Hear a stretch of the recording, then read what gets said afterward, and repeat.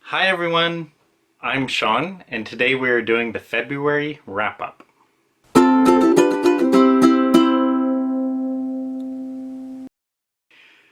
Okay, the first book to review is Goldfinger by Ian Fleming. So, I have read a lot of Ian Fleming's James Bond books. Goldfinger is I guess it's the third to last one. I have two more books to read after Goldfinger before I've read every Ian Fleming James Bond book. But I've pretty much came to the conclusion that I'm giving up on the Ian Fleming books because I just don't like them. And there's a few reasons for that. Some of them we'll get into. But as for Goldfinger, when I started it, I was reminded I haven't read an Ian Fleming book in, I don't know, maybe 8 months, maybe 10 months, about a year. And as I read it, I was reminded how good of a writer Ian Fleming was. His descriptions are really, I don't want to say good, but they're real, I don't know. He's a real descriptive writer, and I would like to say it's good description, but it's really not, because it's a lot of needless description.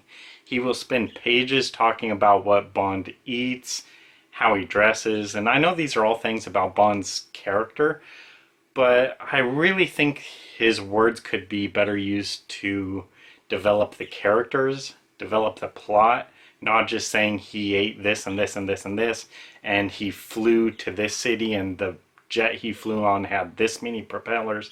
He just describes everything about everything, and I don't think that's really good writing. You should only use description if it advances plot or character.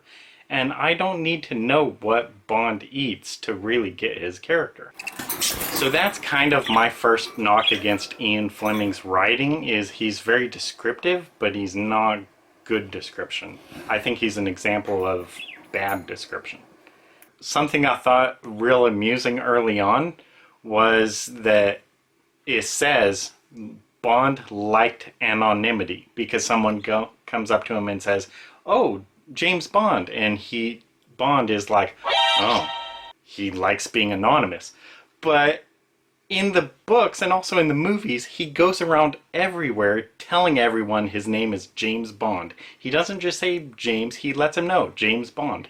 And he goes around to everyone in this book saying James Bond, James Bond, when he could just say James, or he could use a false name, but he always uses both names. And he doesn't need to tell everyone his name, but he does. It's compulsive to him. But he likes anonymity. I call BS. It is so bad that he has his first encounter with Goldfinger in the hotel in Florida. It's a lot kind of like the movie, but there's several differences. But his first meeting with Goldfinger, Goldfinger calls him Bomb, because he thinks that's what he hears. Bomb, like exploding a bomb.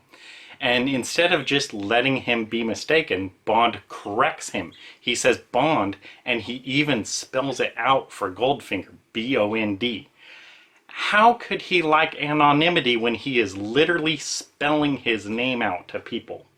It's just ridiculous. It's BS.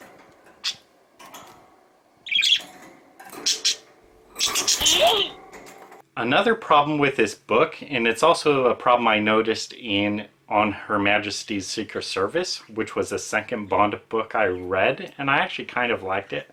But a big problem with that book, and also in this one, is Fleming uses exclamation points in narrative a lot. And I think that is pretty poor. You should not really use exclamation points in narrative. They should be used very sparingly and pretty much only in dialogue. But he uses it in narrative. And I think it's bad because it's like trying to make writing exciting by just throwing in an exclamation point. And the action should carry the suspense, not just an exclamation point. So you could have something like a high-speed chase and just have it in the narration be ending with periods, and it will be suspenseful. But if you just throw in exclamation points because you think that makes it exciting, it really doesn't. And it just makes it distracting. And I think it's another example of poor writing.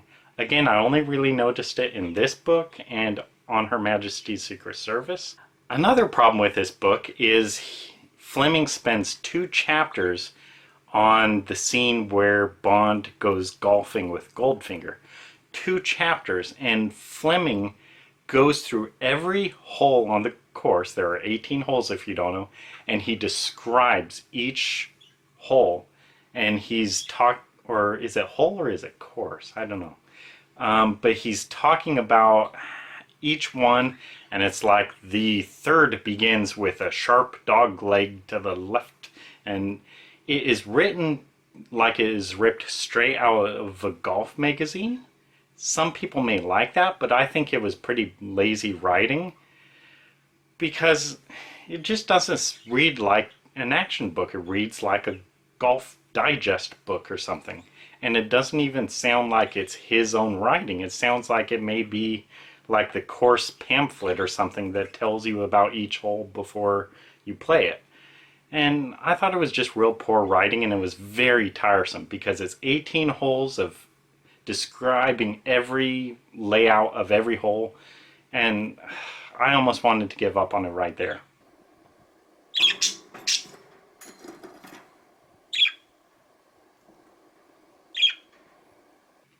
I did not last long, however, after the golf course, because something I was very aware of as I started this book, and I got it from reading all of Fleming's books, is that Fleming had a terrible tendency to either refer to Bond by full name, saying James Bond all the time, or he would call him Bond all the time. And I think that's poor writing because it's like every sentence, James Bond looked, James Bond walked, James Bond saw. And if he did not do that, he would use Bond.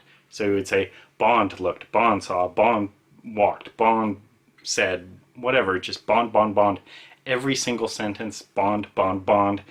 And it's like he's obsessed with his character name when he could just say he. If he just says he, I'll know he's probably referring to Bond, or I will tell from context. But Fleming just over and over again says either Bond or James Bond. And it depends on the books. Some books he says James Bond, some books he just says Bond. This one, he says Bond. But he also says it a lot, extremely frequently. I'm not over exaggerating when I say he did this like every sentence a lot of times. And he just needs to say he. And that's ultimately why I gave up on this book. There are other problems I have with Fleming. The 2 main ones is that his books are very racial and very sexist. I don't want to go into it too much, but Bond in the books is a definite racist, and he's a definite sexist. He's a misogynist. He looks down on women, and it's real clear. The movies make him out to be this savvy secret agent, but the books, Bond is an a-hole. He totally looks down on women.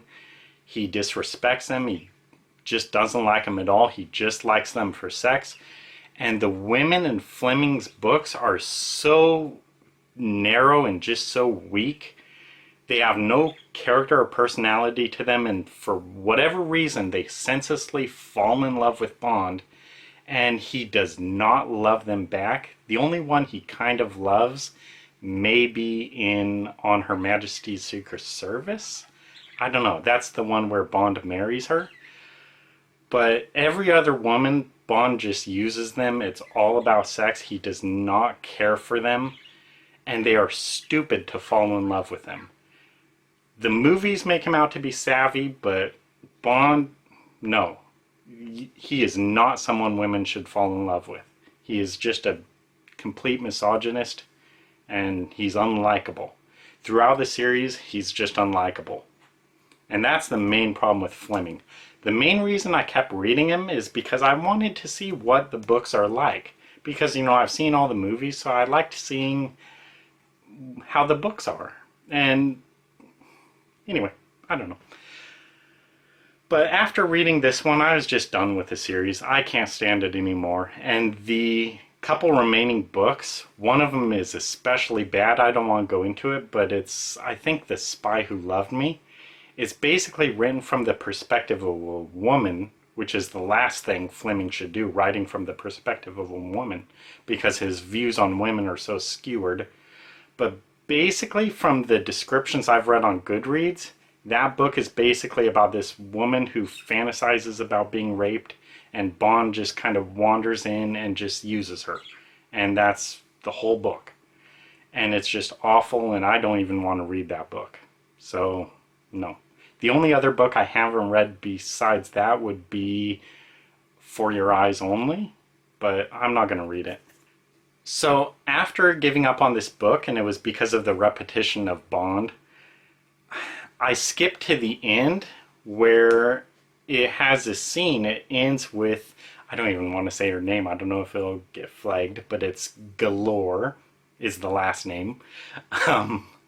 But I didn't read the book, of course, but in the end, apparently she is supposed to be a lesbian, but Fleming ends it with her falling in love with Bond for some reason, because of course they all do. They all fall in love with Bond.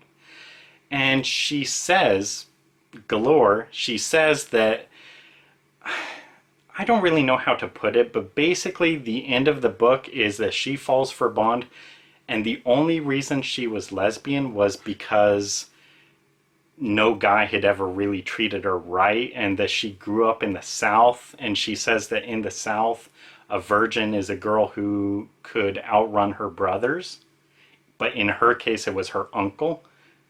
So basically what she says is the only reason she was lesbian was because she was raped by her uncle.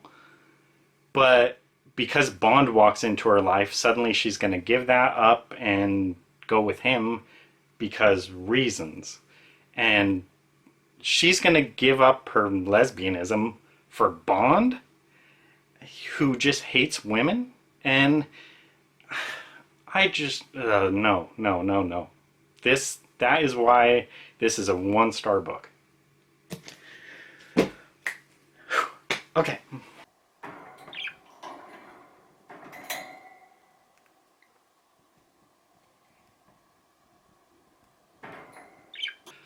Okay, the second book is Into the Black by, I mispronounced her name last time, so I'm going to try to say it right this time.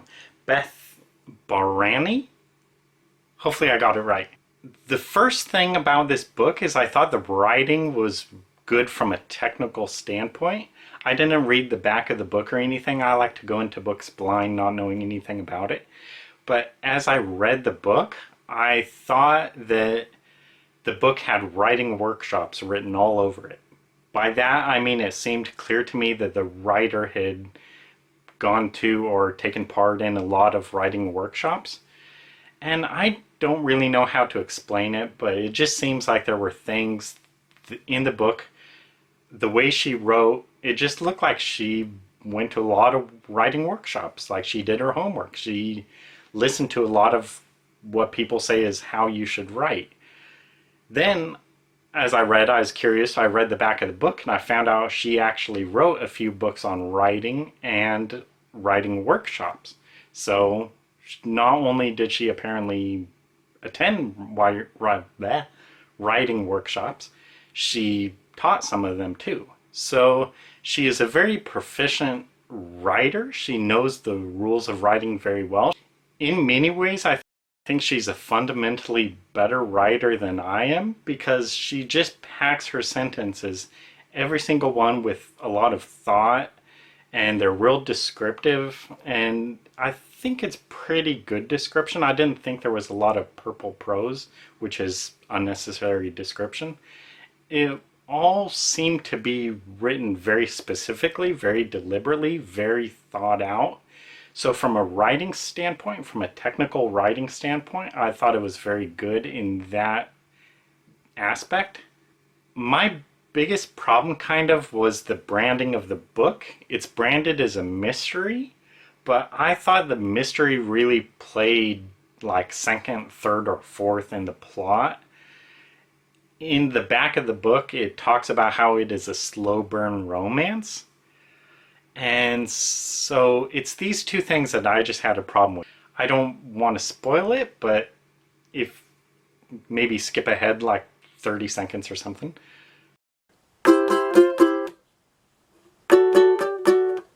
On about a page 100, the characters pretty much start confessing love for each other and kiss by page 100. And that is not a slow burn romance. That is insta-love. They've only known each other like 12 hours and they're already in love with each other and kissing. That is insta-love. It's not slow burn. The protagonist is this investigator on this casino that's like in space. But instead of pursuing this case, she is continually thinking about this other guy. And so many times she tells herself she's going to focus, but she always just thinks about this guy. And I thought that's pretty annoying. I get what the author's trying to do, but I would like her more as a character if she actually did her job. Because to me it's kind of furthering a bad stereotype that she just can't control herself. She's just obsessed with this guy. She is not doing her job. She's not doing her investigation. She can't keep focused.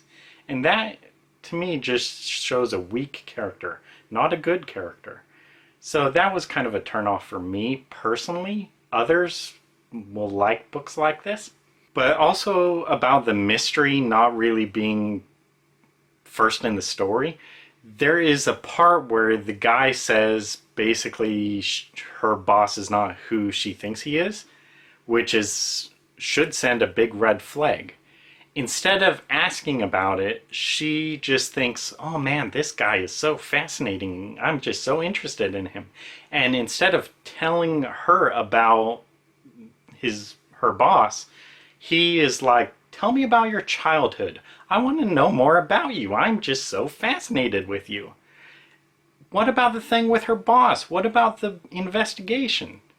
And that's just my problem with the book. If you brand the book a mystery, if you brand the book as a mystery, the mystery should be front and center. The romance should be a subplot. But in this, the romance was front and center and the mystery was really shelved. And it wasn't a slow burn romance, it was insta-love. So that's my problem with the book. I think she is a good writer, so I think she can write a very good book. But I think it's just finding the right genre, the right plot, where she can use all of her writing to her benefit. So overall, I'm actually going to give the book 4 stars. 3 of them are for the good writing, and then the 4th would be just because she gave me a copy of the book, and I think that's pretty cool.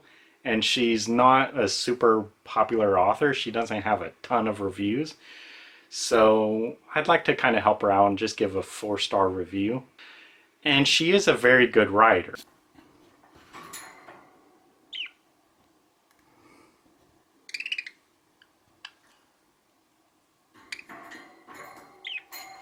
Okay, and last we get into the readers of Broken Wheel recommend. I mispronounced her name last time, so it's Katarina, and then I don't know about the last one, Bivald, hopefully. I got this book a few years ago, I think from Target, maybe from Fred Meyer or something. And the main reason I got it, one, because I see it's a book about books, which is pretty sweet. But also it was the writer's debut book. And I like supporting new writers. So I got the book, but I haven't read it for years. And I finally got into it. Now, I will say that the book does have a lot of reviews and ratings on Goodreads, so I can be more honest. I just did not like this book. The writing, it was basically standard writing, maybe below average. It was basically just nothing special about the writing. And that was pretty disappointing. The biggest problem with the book for me is there was repetition of the word moment. And that's a big problem for me because I think moment is a pretty unnecessary word because everything is in a moment. And I don't know why so many writers use this word. After a moment, the character said, well, what's after a moment? Is it 2 milliseconds? Is it 2 seconds? Is it 5 seconds? Is it 2 minutes? It's an absolute meaningless phrase, after a moment or in a moment. So it just bothers the heck out of me. And this book has about 1 or 2 appearances of moment in every scene. And it was just bugging me. And ultimately, that was kind of the deal breaker for the book. But overall, it just wasn't interesting. The writing wasn't very good. And the plot, it's supposed to be about this character who likes books, but she's really obsessed with books. I mean, every single thing about everything she thinks about books. And I can get why some people would like that, but to me, I found it very one-dimensional and just obsessive. I mean, I like books, but I don't spend my every waking thought thinking about books. Every conversation does not come down to books. So I just found it annoying. So rating this book, it didn't do anything to deserve a 1-star rating. I didn't hate the book. I just didn't like it. I'll give it a very thin 2 stars, more just for effort. And that is the February wrap-up. So thanks for watching, and I'll see you next time.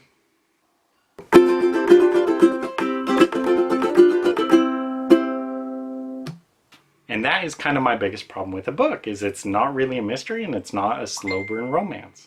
Damn it.